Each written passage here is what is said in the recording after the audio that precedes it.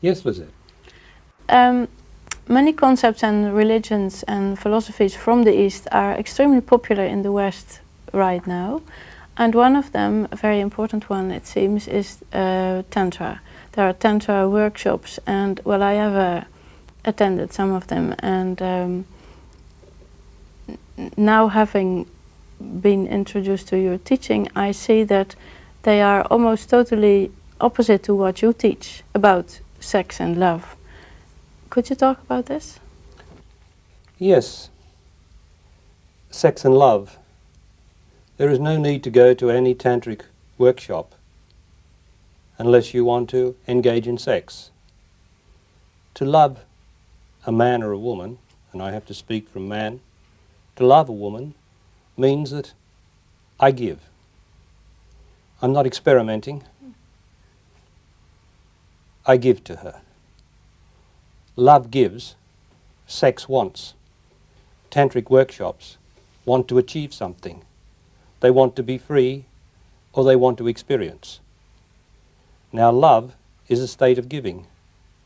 So in the West, the thing is not to learn how to make love or to experience making love at tantric workshops. The question is, why are you unhappy that makes you want to have to go to a tantric workshop? Why? Does it not mean that you are afraid to love an ordinary woman? Because that's what it does mean. There are lots of women out there. All you've got to do is love one. Give. You won't need any so-called tantra then from the East. Because tantra coming from the East is an excuse for the West to get onto its favourite subject and activity, which is sex. There is no need for tantra workshops. It's just a matter of man loving woman. Any woman that he's with. The one thing that the Western world will not do, Western man will not do, is love the woman that he's with. He goes by his feelings. He's been taught to go by his feelings, and all his feelings are sexual. Although underneath his feelings, of course, there is this rising from the depths of me, the rising of the joy and the love and the need to help to make woman beautiful and pure, for that is what man's love is for, to nourish her and to make her the woman that she is, not the woman that she's trying to be in the Western world. All he's got to do is love her. All he's got to do is say, what can I give you that I am not giving you? What can I give you to make you more beautiful, to get the emotion out of you? And woman's role then is to say, what can I give you so that you can be more of a noble man and a beautiful man, because I have much to give you as woman. What can I give you? Instead of that, I demand from you as man and say, you're not giving me this, this is what I want. Woman says to me emotionally, I want this, and we are fighting between ourselves, our unhappinesses, instead of responding from the depths of me and saying, what can I give you, Lizette? Now, if you want something from me, Lizette, that is a demand, I would say to you, Lizette, I cannot give you that. I can only give you my love, my straightness, my honesty. That's all I have to give you, Lizette. If you want something like you're asking for or demanding, you'll have to go somewhere else. I cannot give you that. Or you would say the same to me as man, as woman. You would say that to man, if you were honest. But we in the West have not been taught to be honest. We have been taught to be dishonest. And so we address each other from ourselves instead of from the depths of me. Can I make it any clearer, Lizette? Well, I have a different question. All this is about a man and a woman living together and having a love life. What about me? I'm a single woman right now and have been for some time. What can I do to purify myself? Everything is right as it is. So if you do not have a male partner now, then that is right. And you must rest in that this is right. So, the thing about the ordinary life is to give. If I do not have a male partner as a woman, which often happens for males and for women, what can I do is your question. Yeah. Give. What have I got to give? You have your sweet nature to give. Like I have my sweet nature as a man, say I did not have a partner. What have I got to give? I will give my sweet nature wherever I go. I don't mean my sentimental nature. I don't mean my kind nature. I mean just to speak to man and woman from the place where I come from. Not to give you my unhappiness, not to give you my sad story about how so-and-so did such and such to me, or how I'm so sad today, so depressed today. That's not my sweet nature. My sweet nature is in everybody. It's a lovely day. What can I do for you? Right? If you ask me to do something that is not right for me, I'll just say, no, I can't do that for you. I can't do that. I don't have to get all tight, but to treat you as my fellow, not as a recipient of my unhappiness. That's what I've got to give. And you will draw to yourself man. If it is right for you, you will draw man to you, a right man. But you must not give in to what you know is not right in love with any man, even if it means you are without a man. You must not think, when you're without a partner, I'm missing out, time's running on, I'm getting older. No, no, no. You must continue to give my sweet nature wherever you go, and sooner or later you will draw to yourself a man worthy of your sweet nature. Then, of course, it begins again. When you do draw him to you, what do you do then? Do you want me to say? Oh, yes. Well, then you have to be honest with each other. And you have to use the situation again. You've got to be true to the situation. What is the situation? The situation that is man and woman are together to enjoy their life together. But because we have been taught to live by our feelings, which is ourself, we will address each other as selves much of the time. Or our self will rise in the situation and demand something for itself. If it rises in me, that will upset you. If it rises in you, that will upset me. So I have to be vigilant and get rid of this self out of me, which would spoil us being together. And how do I do that? I have to be honest with you. If I wake up in the morning moody and I get out of bed unable to look back and smile at you or give you a kiss or take you in my arms, you can bet your life that I am considering myself. I'm deep in myself. My past hurts, so I'm moody. Then I would give you the right to say to me, why are you moody, Barry? And it would be my honesty. I would demand honesty from myself to say why I was moody. And as soon as I say why I'm moody, the mood starts to disappear, because mood can only exist in dishonesty. But it is the Western way to avoid the first question. Always to give a nice excuse, which is to address the second question. And what exactly is wrong with sexual experimenting? Why is that not compatible with love? Because again, it is trying to get. It is trying to find out. What is sexual experimentation? Say I am a boy and you are a girl, and we're 14 or 16, whatever we are drawn together. It should not be an experimentation as such. It should be that I love the smell of you, I love the feel of you, I love the touch of you. And if I had been brought up rightly by my society and by my parents and my teachers, I would have been taught that woman is a beautiful thing, and it is the most glorious thing on earth for man to even stroke her shoulder and to touch her.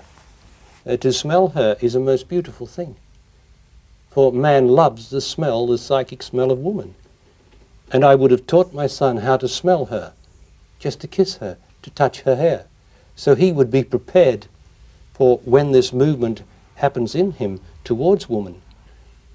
He would already know it was a great privilege. So when he first reached out for woman, he would know what he was doing.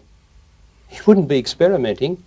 He'd already know, ah, yes, I do know the smell of woman because that's why I'm attracted to this girl. And there would be a respect and an honouring and a love in it, and not a hurry, which is sex, because sex is always going for the genital area. Whereas, indeed, that's how we express our love finally, but what about the smell of her? What about the touch of her? What about the strength of his arms that she must feel around her, and how comforting and beautiful it is? Those things. But we don't teach our children that, do we? No. So it begins with a dishonesty or an ignorance. And unless I have prepared them for that, they're going to go for the genital excitement, which is sex, if it is not embracing of the other that I've spoken of. In those Tantra workshops, as far as I know, a lot of fuss is made about fantasizing. Fantasizing is being advocated as a good thing, a thing to enrich yourself with. Yes, I have seen this wherever I've gone around the world, and in magazines and advice from teachers. Yes. And as you know, I say that fantasy is the cause of all of man's unhappiness, and therefore woman's unhappiness. Because man, while he fantasizes, can never love her. For he has a phantom woman. If he fantasizes, there are three of you. The phantom woman that he's fantasizing about, and you, the real woman. So if he tries to love you through a phantom, you are going to be psychically disturbed by that. Oh, he might get away with it, or seem to get away with it. But you will be psychically disturbed, and that will make you emotional, because he is not being true to love, true to the situation, which is to love you, without having to go through some fantastic realm. What about women's lib, Barry? You say the new world will be not man's world, not woman's world, but love's world. But how does woman have to liberate herself to reach this? Woman must be in command of love. The Western world is the world of sex. And of course it is right through the East and everywhere. The whole world has gone west. It is a sexual Western world. Woman is the custodian of love. Man everywhere is possessed by sex. It has possessed him, just as the West has possessed the world. The only hope is woman. She's in a mess because she's so emotional that she can't speak straight to man and can't be in command of love. Woman has to first of all learn to be straight. Learn to know not to compromise because she's missing out or because she fears she's getting old, that she'll settle for sex. She has to say, like all the women that come to me, the ones that stay and listen to me, have had enough of sex. It doesn't work. They are all dying for love. And I come and distinguish between sex and love for them.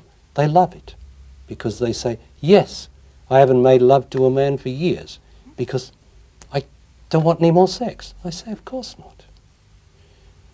Now you have to be responsible for love. How do I do that, she says. I say, you must never make love for sex again. She says, well, I'm going to be very lonely, aren't I? And I say, yes, if you want to be lonely, yes. But if you know what you're doing, something will arise in you, the integrity of love, and you will know what you are doing. And although yourself and self-interest will rise in fear, I'm going to be left on the shelf, I'm not going to have a lover. Leave it to love. There is no other way, because the other way does not work. Then, when man comes to you and says, I want to love you, you say, you want to love me? Good, I'm always available for love. And then when his actions or his words suggest sex, she says to him, you said you wanted to love me. I'm not here for sex, but love always. Then he's got to ask the next intelligent question, what do you mean? What do you mean by love you? What is the difference between love and sex?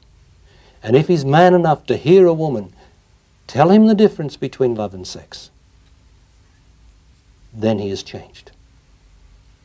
He'll give up his sexuality, his sexual fantasizing, and he'll then learn to love an actual woman's body instead of masturbating and fantasizing about some phantom woman. For that's all man's got to do, is if he finds a physical woman and they are attracted to each other, then love that body. Love it. Don't love some fantasy, because that will make her emotional. So the real woman's liberation is to liberate myself from the need for sex, the need for company, comfort, someone to screw in a new light bulb, that sort of thing, you know, the compromise. Yes, but there's no reason why you should not go anywhere. There's no reason why you shouldn't go to parties or go wherever. Yeah. There's no reason why you should not do that. The only thing is that when man wants you for sex, which does not last, which will always hurt you and break your heart and make you self-doubtful, which is what the idea of sex, sexual man always wants to make you doubt yourself, woman. As soon as he can make you doubt yourself, you're putty in his hands. I've noticed that, yes. Yes. But if you say, I am available for love, and only be available for love, then you are in command of love. And you won't be lonely. Because eventually, there are men out there who only have to hear from women what love's about, who are truly looking for love. There are men out there. But the West is so seized with sexuality, and the newspapers, and the magazines, and the letters urging women to masturbate, and all the rest of it. It's very, very difficult. These are difficult times for love, as you've noticed. Yes. Why are men always undermining women's self-confidence? Because that's the way that he can overcome her. Because she is love, and if she maintains being love, she will get rid of his sexuality, and he clings to his sexuality as a drowning man clings to a rope. He thinks without his sexuality, he's finished.